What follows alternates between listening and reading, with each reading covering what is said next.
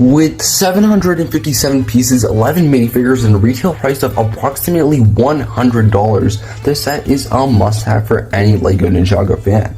Let's start with the minifigures, which are definitely the highlight of the set. I want to give a big shout out and thanks to Nemomo, M7MD, Artfvlly, and NinjaNiko for designing these incredible minifigures. First up, we have Garmadon in his episode 20 robe. This minifigure is incredibly detailed and even comes with Christopher. Next, we have Antonia, who's an extremely detailed and has all the side leg printing that Garmadon has, as well as the little newspaper. We have lawyer Dareth, who's included because he has a karaoke club in the back with Sally. Then there's Fuji Dove minifigure, which has feather arms. We also have Cole in this outfit from the first few episodes of Crystalized, when they're trying to steal Aspheera and her staff. Along with that, we have Hound Dog McBride, 2 customer minifigures, an ice cream guy, and finally, Cyrus Borg. Moving on to the vehicles, we have 2, a small bike with just about 6 pieces for Cole to escape, and a really big police car of many more pieces for Hound Dog McBride to chase Cole. I also added some cool printing on the side that says LEGO Ninjago Police. You can also get the Fuji Dove minifigure and use him as an accomplice for Cole.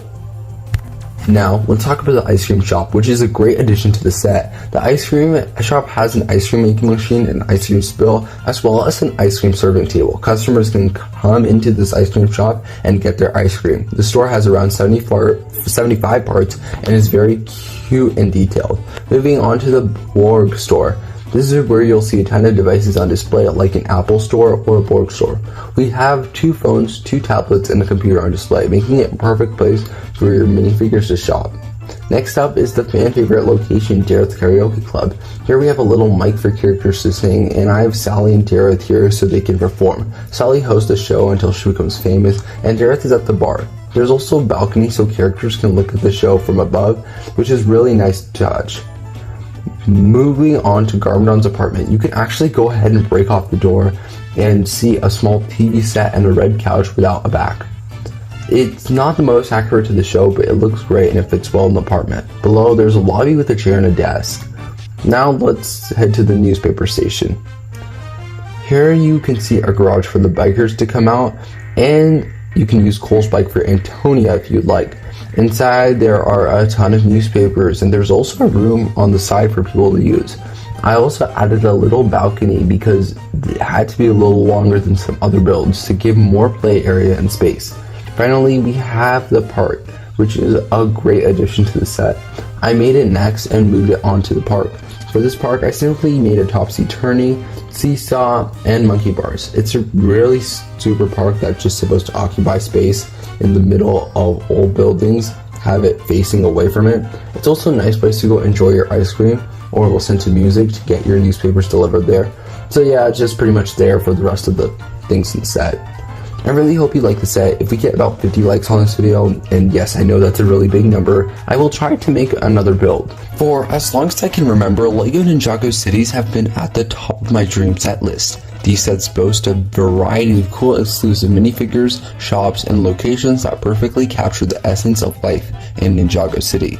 Not to mention, they are impressively large and make a stunning display piece.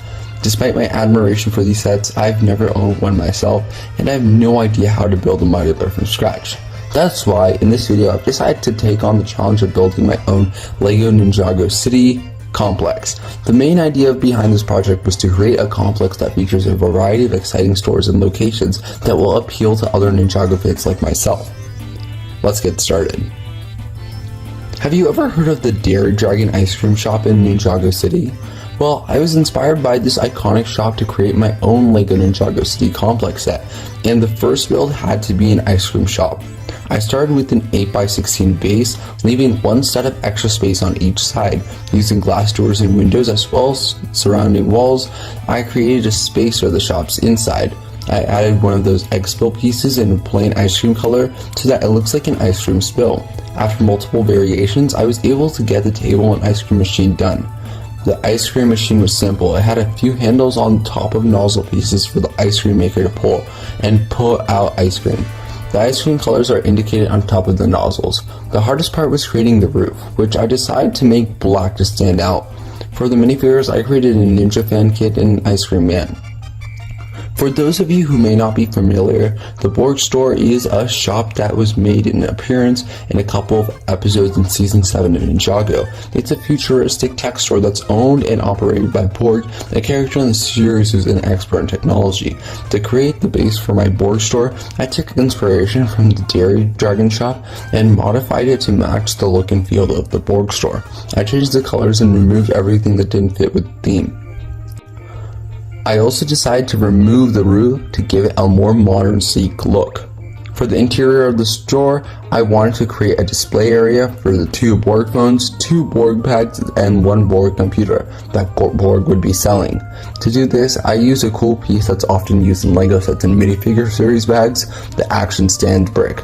I used these bricks to create unique poses for my minifigures to hold them in places. And now for the devices. This would be a great way to display them in a cool way. I added some flat tiles to the top of the store and switched out the colors to make it look even more futuristic. As for the minifigure selection, I decided to include Borg himself and 1 customer. I didn't want to add too many random customers, so I went for a Zane hairpiece that we still needed on the customer minifigure. Ninjago fans, get ready for another exciting build. We will be tackling one of the most highly requested Ninjago City locations, Artfvlly's Karaoke Club. As you may know, this iconic karaoke club is run by none other than the Brown Ninja himself, and it's a fan favorite spot in the show. To bring this build to life, I decided to make it a 2-story structure. While I initially considered making the upstairs area a bedroom for Dareth or his apartment, I ultimately decided to turn it into a balcony to stay true to the show's design. The club already has a balcony, so it made sense to include one in the building. To create a space for the Ninjago characters to sing their hearts out, I added a small circular stage to the main floor. I also included a bar where Dareth could sell his signature drinks to thirsty patrons. I love how the build captures the vibe of Artfvlly's Karaoke Club and provides a perfect spot for my minifigures to gather and perform. Speaking of minifigures, I had to make some tough choices when selecting the characters for this build. In the end, I decided to go with Sally and Dareth. I know many fans would have loved to see Detective Zane, Pixel, Rocky Dangerbuff, Gail Gossip, and other iconic characters included, but unfortunately I didn't have enough space to fit them all. With that said, I'm really happy with the minifigure selection and can't wait to see them belt out some tunes on the Artfvlly's Karaoke Club stage. Let's now dive into one of the most important locations from the Crystalized season, the newspaper garage. This location played a significant role in protecting citizens from harm of the Crystal King, and it's also where the ninja first attempted dragon form, so let's get building. As I began building the garage, I quickly realized that the garage rail parts were too long for an 8x16 plate. However, I didn't want to compromise on the details, so I decided to break my precedent and use a 16x16 plate instead. With that sorted, I started laying down the bricks, and then I ran into another problem. The 16x16 size meant that it was hard to play or model inside the small space, so I had to come up with a solution. I decided to make the building 2 stories tall with a small balcony. This way I could still maintain the necessary details while providing more space for play. To make the roof, I used a ton of blades and some curved bow parts that looked perfect for the design. I also added some newspapers on the inside to give a more realistic feel to the garage. One of the most exciting parts of this build was that I had some extra space on the side, so I decided to create a little room to add more depth to the design. The show version of the garage has many rooms, so I want to incorporate that detail as well. As for the colors, I randomly changed a few of the dark stone gray parts to light gray to give a more realistic feel. And to make it even more special, I decided to add an Antonia minifigure from the series to the garage. She can help run the newspaper stand and keep the citizens up to date with the latest news in Ninjago City. Overall, I'm thrilled on how this newspaper garage turned out, and it was so much fun to build. Now that we're done with the garage, we are going to focus on a fan favorite location from the show, Vinny's apartment. As you may know, many other creators have already attempted to recreate this iconic set, but we're going to put our own spin to it. Firstly, let's talk about the challenges I faced designing this build.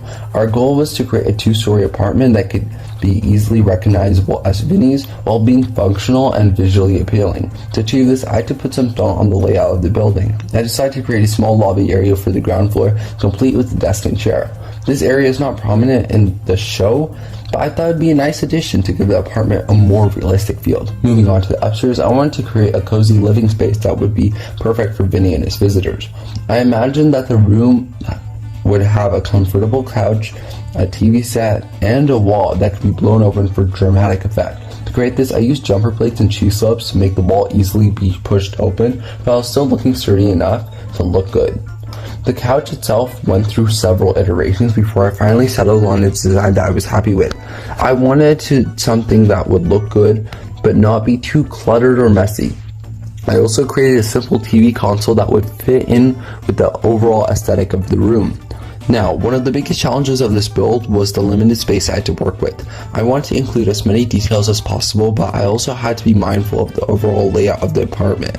Too many objects could make the room look cluttered, so I had to be selective in what I included. After multiple revisions, I finally created a build that I was happy with. The 2-story apartment looked great and I was excited to show it off to our viewers. But even though this was our 5th build, we still have more work to do. As we know, in every city there must be a place where people can relax and have fun, and that's why I decided to build a park for my Ninjago City. The park features a seesaw, monkey bars, and topsy-turvy spinner. I chose this playground equipment because it was a simple build, and it had been featured in the Ninjago City a few times. I believe the parks addition helps make my Ninjago City feel more alive, and also fills up the large empty space in the middle of the complex. But building a park is not exactly what we need to make the city complete. I also need to have police presence, and that's why I built a police car. I know some fans have been asking for this build, and I'm happy to finally add it to my collection. The police car comes with 4 seats and a print that says Ninjago Police. It also has Hound Dog McBride, Cole in his black suit, and Fuji Dove. This build was something that I created Austrian a long time ago, and I'm happy now to show it to you guys. But wait, that's not all. Cole needs a vehicle to run away on, and that's why I also built him a little bike. It's always good to have a backup plan, especially if you are a ninja. Overall, I'm thrilled on how the whole thing turned out. Well, hope you guys enjoyed my video. This was very fun. Put down in the comments what you would like to see next. Bye!